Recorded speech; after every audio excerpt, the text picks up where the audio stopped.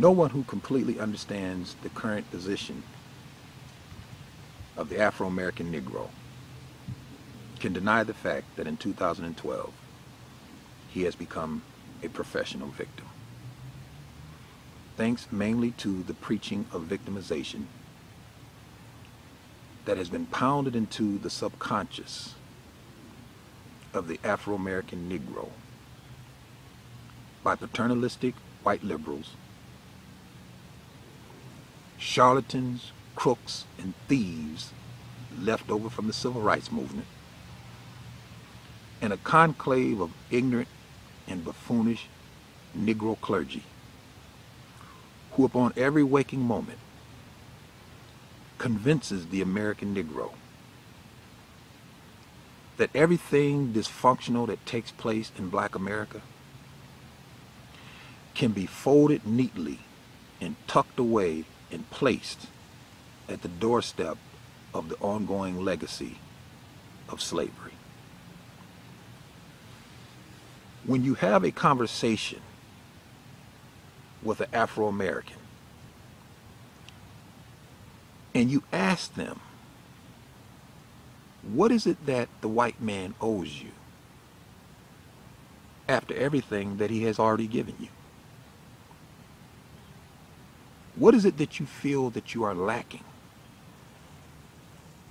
What stone has the American white man left unturned that you feel needs to be uprooted that will balance the scales from this ongoing demonic legacy of slavery?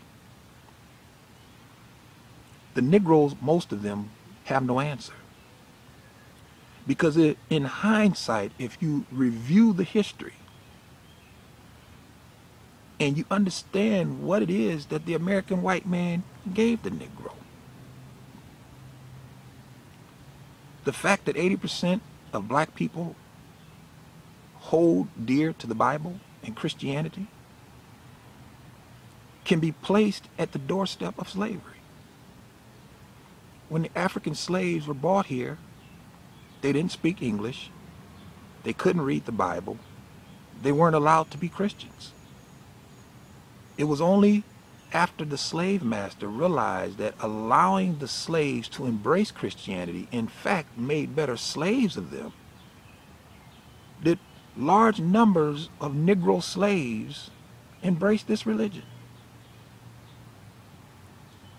The fact that many of your historically Black colleges and universities, your HBCUs, were in fact founded and financed by ex-slave owners who took some of their wealth and placed it towards the creation of these Black colleges and universities. When you review the civil rights bills, the amendments to the Constitution, when you review affirmative action policies, government set-asides, outlawing discrimination in workforce and education and housing, and the fact that today in 2012, you Negroes can now eat rib tips and lobster that you purchase with your monthly allotment of food stamps. The remaining balance you then will go sell to some Lebanese or Arab-owned store that dots your community, gaining a few extra dollars that you will put towards your monthly payment for your SUV sitting on 40-inch chrome rims that, by the way, you have parked out in front of your government subsidized house or apartment. So upon further review, Negro, what is it that this white man owes you after all that he has given you? And everything that the white man has given you, Negro, you have still failed to position yourself into the mainstream of American culture. Ethnic groups that just got here yesterday are leapfrogging you. They're leaving you behind because you stand twiddling your thumbs with your hands out, expecting a government handout. What does the white man owe you, Negro? When you take into consideration that if he won't hire you, then why don't you take it upon yourself to be an entrepreneur and create wealth for you and your own people? Everybody else does it. Why is it that you must expect a handout at every turn?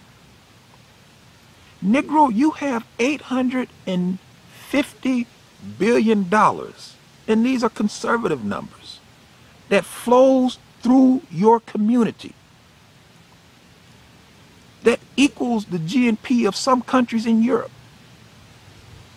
This money you spend on cognac, liquor, bourbon, weed, spinning rims, strippers, and of course you pay a few pastor salaries, but you have done absolutely nothing with this wealth. But yet you consider and claim that you are poor and that you need a handout and that because of slavery you can't make it.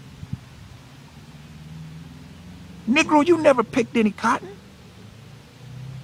You never felt the lash or the sting of the lash. Negro, today in 2012, the black race has more college-educated citizens that we've ever had in our sojourn in this nation.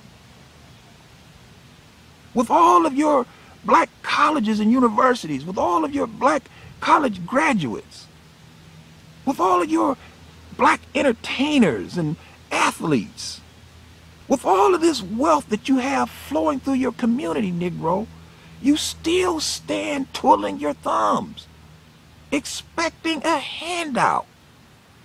And the only reason why that you do this is because you are a professional victim.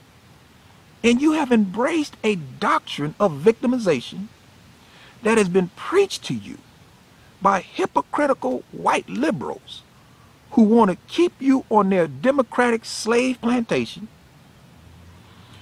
preached to you by crooks from the civil rights movement, Messie Jackson, Al Sharpton, and a conclave of buffoonish, ignorant Negro pastors who don't even begin to understand the history of the Bible that they stand up and try to preach on Sunday morning. This is the condition of the American Negro. So in light of all these facts, what is it that the white man owes you? He's giving you his daughter. Well, he hasn't really given you his daughter. But he's not lynching you for dating his daughter. There's no lynch mob looking to accost you because you walk down one of the local malls holding the hands of Becky. They're not looking to lynch you, Negro, because you're producing half-breed babies with white women. So what is it that this white man has, what stone has he left unturned for you, Coon? What is he not giving you? That today in 2012, you figured that if he only gave me that, the scales would be balanced. And when you, before you answer that question, Negro, keep in mind that $850 billion flows through the black community annually. You spend $250 on a pair of Air Jordan sneakers. You got all of this bling bling around your neck. You're riding around in the latest SUVs. All of this wealth. But somehow you still believe that he owes me something else. What is it that he owes you, Negro? And then what really puts a hole in this whole doctrine of victimization is the fact that not only were you not a slave, Negro, but these white people that you are expecting to pay you for slavery never owned any slaves.